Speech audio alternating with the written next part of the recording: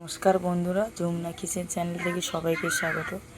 আজকে দেখুন আমি দেখাবো চাল কুমড়ো একটা রান্না। দেখুন চাল কুমড়োটা কেটে দুভাগ করা আছে, অর্ধেকটা করা। দেখুন এবার আমি চাল কুমড়োটা কেটে নেব।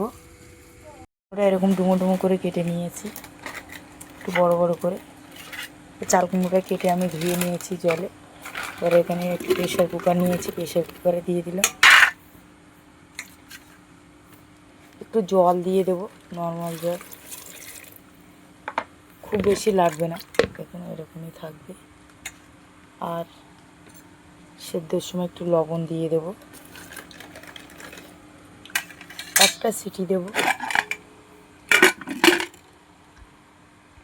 যে প্রেশারে একটা সিটি দিয়ে নামিয়ে নিয়েছি চাল কুমড়োটা।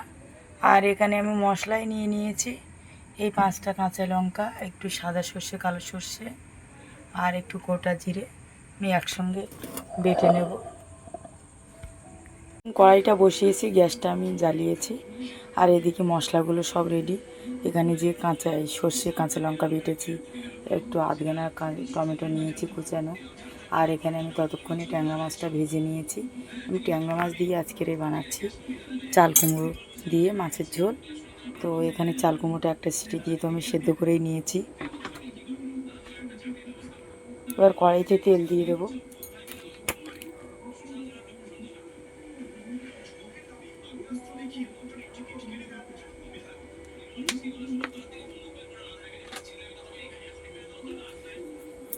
গ্যাসটা এবার একটু বাড়িয়ে দেব।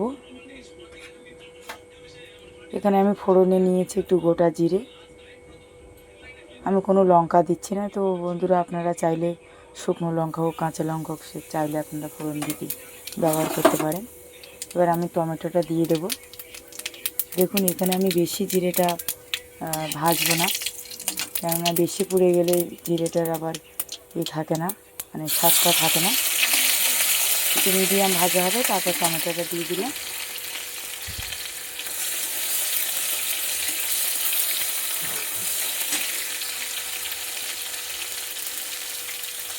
টমেটো ভাজা যতক্ষণে হচ্ছে, আমি এখানে দিয়ে দেবো একটু হলুদ গুঁড়ো।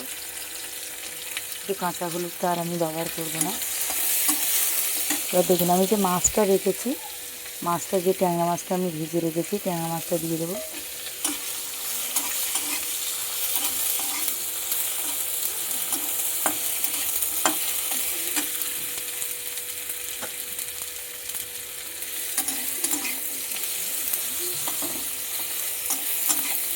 এবার আমি এখানে বাটা মশলাটা দিয়ে দেবো।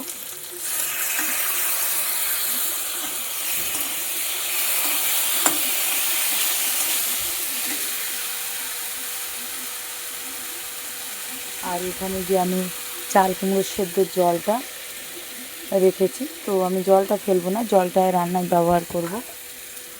এবার এই জলটা দিয়ে একটু মশলাটা কষিয়ে নেব।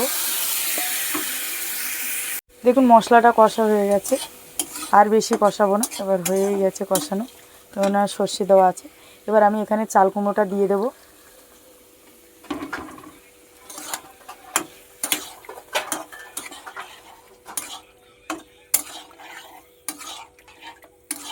খুবই কম মশলায় আর খুব তাড়াতাড়ি রান্নাটা হয়ে যায়।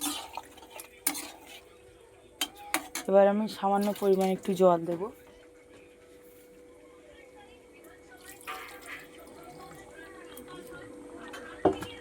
একটু ভালো করে ফুটিয়ে নেব। একটু দিয়ে দেব লবণ। ভালোভাবে ফুটে গেছে, এবার নামিয়ে নেব। নামানোর আগে একটু ধনেপাতা দিয়ে দেবো কুচানো। চাল কুমড়ো দিয়ে ট্যাংরা মাছের তরকারি রেডি। তো দেখুন বন্ধুরা, কেমন হয়েছে রান্নাটা আপনারা অবশ্যই কমেন্টে জানাবেন। ভিডিওটা ভালো লাগলে সাবস্ক্রাইব করবেন আর পাশে থাকবেন আবার একটা নতুন ভিডিও দেখার জন্য।